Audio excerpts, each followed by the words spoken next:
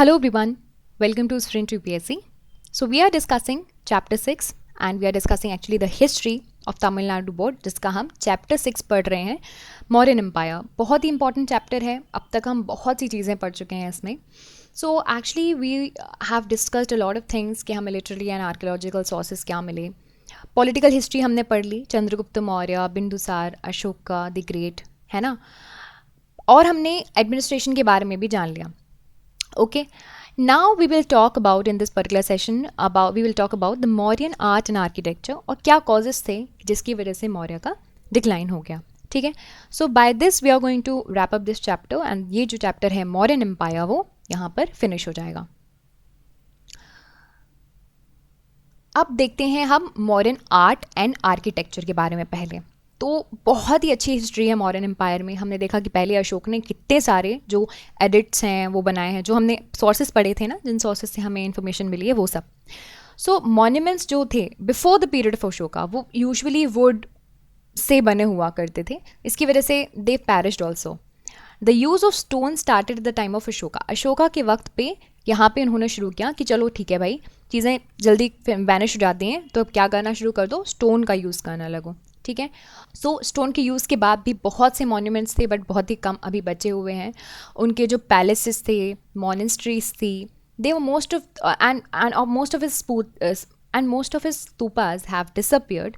But एक ही remaining है, सांची स्तूप, आपको मध्य प्रदेश में देखने मिल जाएगा. बहुत ही ब्यूटीफुल क्रिएचर है. Now let's talk about one by one, एक एक पिलर और इनके इंस्क्रिप्शंस, जो भी इनके जो तरीके जिस तरीके से चीज़ें बनाया करते थे उनके बारे में समझते हैं. पहले तो अशोका के टाइम पर ही आपको मिले पिलर्स, है ना. पिलर्स आप इस इमेज में देख सकते हो. ये जो थे the pillar erected by Ashoka, they are the furnished and the finest specimens of modern arts. आप इस वक्त भी देख सकते हो कितना फाइन ये जो है स्पेसिमेन है. पिलर्स जो थे आपको बहुत ही इम्पॉर्टेंट सिटीज़ में जैसे कि दिल्ली, इलाहाबाद, रुमिंदाई, सांची और सारनाथ में देखने मिलेंगे. ये जो टॉप में है आपको जैसे कि पिलर हुआ करता था, आप देख लीजिए पिलर है, टॉप में आपको कुछ ऐसा क्रिएशन देखने मिलेगा. फिगर्स मिलेंगे एनिमल्स के, like lion, elephant, bull. Okay, Sarnath का पिलर बहुत इंपॉर्टेंट है हमारे देश के लिए, जहाँ पे 4 लॉयंस हैं स्टैंडिंग बैक टू बैक. बहुत ही मैग्निफिशेंट पिलर है वो, और हमारी भारत की सरकार ने उसको एज अ कैपिटल, हमारा एज अ स्टेट एम्बलम भी जो है वो रखा हुआ है. ठीक है, कुछ मॉडिफिकेशंस किए गए हैं उसमें, बट उसको हमने एज अपना स्टेट एम्बलम रखा है, the capital of Ashoka. Okay, now talking about the stupas, ये दूसरा क्रिएशन है मॉडर्न आर्ट एंड आर्किटेक्चर में. तो ये जो है वो there are number of stupas throughout the empire, they वो build, but majority of them were destroyed. किन्ने डिस्ट्रॉय किया? फॉरेन इन्वेडर्स ने. बाहर से लोग आके तोड़ा फोड़ी बड़ा करते थे, तो हमारे यहाँ के क्रिएशंस उन्होंने बहुत ख़राब किए हैं. बहुत ही कम जो आर्किटेक्चर है वो सर्वाइव किया. बहुत ही अच्छा एग्जाम्पल है सांची स्तूपा, बहुत ही अच्छे डायमेंशन से बना हुआ है. इस इमेज में आप देख सकते हो. ओरिजिनली इसको ब्रिक्स से बनाया गया था, but later on after the time of Ashoka उसको एनलार्ज किया गया भी है. Okay, now talking about the another feature of the Mauryan art and architecture, and that is the caves. So caves भी आपको देखने मिली. ओके, सो एक्चुअली ये जो caves थी वो अशोक ने अजीविकास को गिफ्ट दी थी, है ना.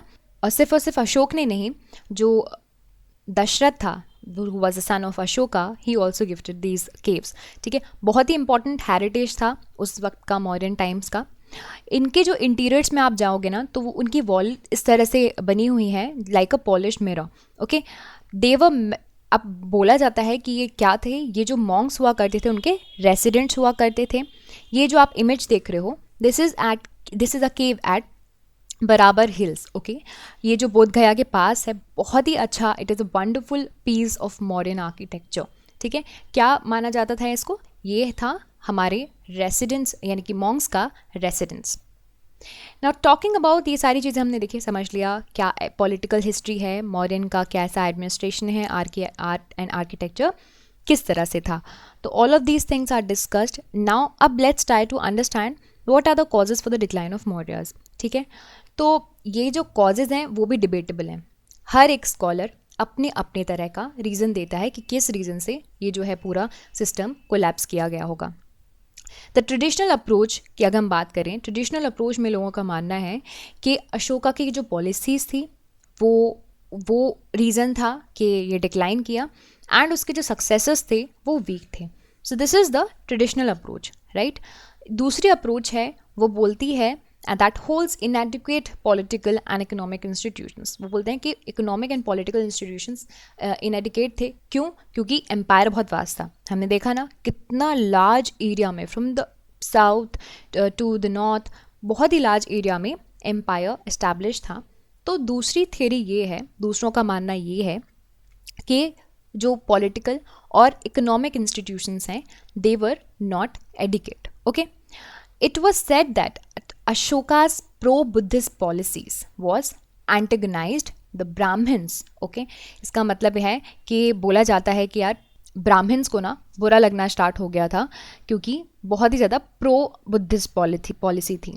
ओके, एंड इसी वजह से जो पुष्यमित्र शुंगा है उसने इस चीज़ का बहुत अच्छा फ़ायदा उठाया यहाँ पे, है ना, और फिर एक रिवॉल्यूशन जो है उस तरह का रिवॉल्यूशन स्थापित किया. But Ashoka was never acted against the ब्राह्मण. ये आपको हमेशा याद रखना है. हमने अभी देखिए धम्मा पढ़े थे ना, धम्मा के प्रिंसिपल्स किए थे. वहाँ पे क्या बात की गई थी? वहाँ पे बात की गई थी टॉलरेंस की, है ना, टॉलरेंस की बात की गई थी about all the religious sect. तो और ब्राह्मण्स के लिए भी उन्होंने बात की थी. तो यहाँ पे यू कैन से उन्होंने कभी ब्राह्मण्स के अगेंस्ट जो है वो कभी एक्ट नहीं किया. यहाँ पे अशोका की जो पॉलिसी थी that is non violence. Okay, that also reduce the fighting spirit of the army. तो यूजुअली उनके ये कहा था कि हमें वॉर नहीं करना है. हमने देखा था ना प्रिंसिपल्स में कि we need to expand through dhamma not through war. तो वॉर की जो पॉलिसी थी और नॉन वायलेंस की पॉलिसी थी उसके वक्त, उसके चलते हुए बोला जाता है कि जो आर्मी है उसकी जो फाइटिंग स्पिरिट है वो कम हो गई, एंड ये जो है उसके अगेंस्ट चार्ज किया जाता है.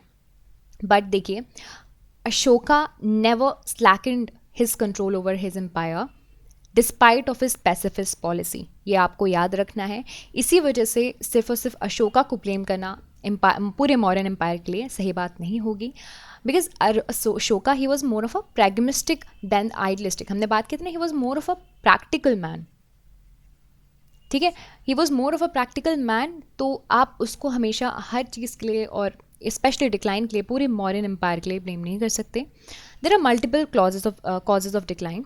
बहुत से रीजंस हैं डिक्लाइन के मौर्यन एम्पायर के, जैसे कि वीक सक्सेसर्स. ठीक है, अशोका के बाद जो आए, तो देखिए हमने देखा था ना कि अशोका के बाद उनके बेटे और ग्रैंडसन ने ही उसको एम्पायर को 2 पार्ट में डिवाइड कर दिया था. तो सक्सेसर्स ने ही पहले एम्पायर को डिवीजन स्टार्ट कर दिया, फिर वेस्टर्न डिवीजन चला गया, हाथों से निकल गया, फिर ईस्टर्न रीजन भी बाद में ले लिया गया. तो एम्पायर को पहले डिवीजन कर दोगे तो कैसे चलेगा, राइट.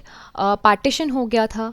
एडमिनिस्ट्रेटिव अब्यूजेस, देखिए एडमिनिस्ट्रेशन सिस्टम तो अच्छा होता है अगर कहीं पे आपने प्रॉपरली सेटअप कर दिया है, लेकिन there are very very much chances के एडमिनिस्ट्रेटिव अब्यूसेस भी हो. तो वो भी आपको यहाँ पे अशोका एम्पायर में, you can say modern empire में देखने मिला. तो administrative abuses were there even after the Ashoka's reign. You can say Ashoka की राइन के बाद, उनके जाने के बाद ही ये जो एडमिनिस्ट्रेटिव अब्यूसेस हैं वो स्टार्ट हो गए. देखो बच्चों ने ये तो आपस में लड़ना शुरू कर दिया था, तो दूसरों से आप क्या ही एक्सपेक्ट करोगे. Okay, so the combination of all these factors speeded up the breaking of modern empire. और इसी वजह से क्या है ना, जो पुष्यमित्र शुंगा है उसको लगा कि okay I can drive the power, I can go up and I can just like control over that region. Okay, so उसके बाद आ गई आपकी Shunga dynasty. Okay, Shunga dynasty के बारे में अब इसके बाद आपकी पूरी जो है वो हिस्ट्री स्टार्ट हो जाएगी कि कैसे पुष्यमित्र शुंगा ने पूरी तरह से चीज़ें संभाली. So that we will discussed in the upcoming session. So this is it about this entire chapter. आज के पार्ट में हमने मॉडर्न आर्ट एंड आर्किटेक्चर पढ़ा. हमने पढ़ा कि क्या कॉजेज़ हो सकते हैं मॉडर्न डिक्लाइन के पीछे. So by this we are wrapping up this chapter. Chapter 6 is done. I hope you understood all of these things. हमने इसमें समझा है मॉडर्न एम्पायर के बारे में from the beginning. So this is it for this session. I hope you like this video, and if you did, you can subscribe to the YouTube channel for more videos and updates, and also you can download the Sprint UPSC app to practice book chapter and topic wise. Remember candidates, just reading books and watching videos are not going to help you out unless you practice thoroughly. So identify your mistakes and work to improve your performance. And sprint UPSC is the perfect app to do all of this. अगर आपको ये video पसंद आया हो तो हमारे YouTube channel को subscribe कीजिए और वीडियोज़ एंड अपडेट्स के लिए साथ ही साथ डाउनलोड कीजिए स्प्रिंट यूपीएससी ऐप। यहाँ पर आप अपनी books chapter and topic wise practice कर सकते हैं।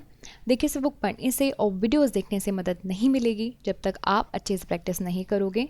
तो अपनी मिस्टेक्स को जानिए एंड परफॉर्मेंस को इम्प्रूव कीजिए, और स्प्रिंट यूपीएससी इसके लिए परफेक्ट ऐप है। I will see you in the next video. Thank you very very much.